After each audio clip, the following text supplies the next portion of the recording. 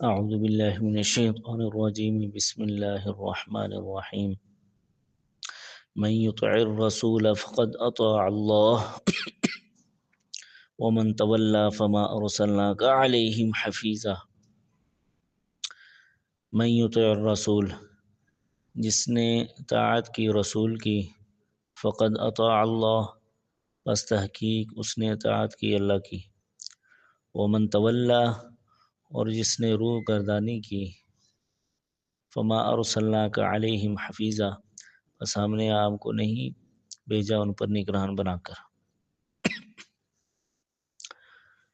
چنانچہ اس آیت کے اندر اللہ تعالیٰ نے نبی علیہ الصلوۃ والسلام کی اطاعت کو اپنی اطاعت کہا، اور اللہ تعالیٰ کی اطاعت واجب ہے، تو جب اللہ کی اطاعت واجب ہے تو نبی علیہ الصلوۃ والسلام کی اطاعت واجب ہوگی۔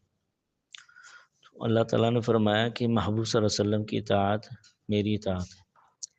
پھر آگے ارشاد فرمایا کہ جو بندہ نبی علیہ الصلوۃ والسلام کی اطاعت سے روح گردانی کر لے تو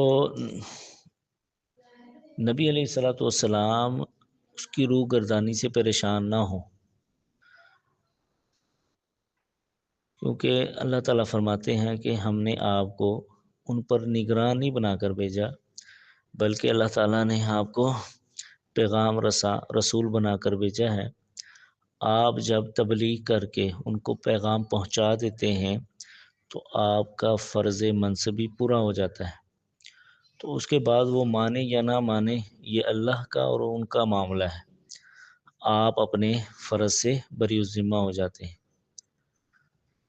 تو اس میں مبلغین کے لیے اور جو ہے پیشوا ائمہ کے لیے بھی درس ہے، جو حضرات تبلیغ میں ہیں ان کے لیے بھی یہ درس ہے کہ جب ہم تبلیغ کرتے ہیں تو ہمارا کام پہنچا دینا ہے، تو جب ہم نے پیغام پہنچا دیا، کوئی ہماری تبلیغ پہ راستے پہ آتا ہے یا نہیں آتا اس پہ پریشان نہیں ہونا چاہیے ہمیں، بلکہ جو ہم نے تبلیغ کی ہے بس وہ اللہ کی رضا کے لیے ہونی چاہیے۔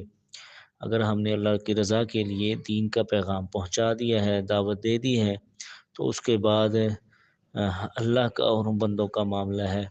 اگر ہم نے اللہ کی رضا کے لیے یہ کام کر لیا ہے تو ہمیں مطمئن رہنا چاہیے۔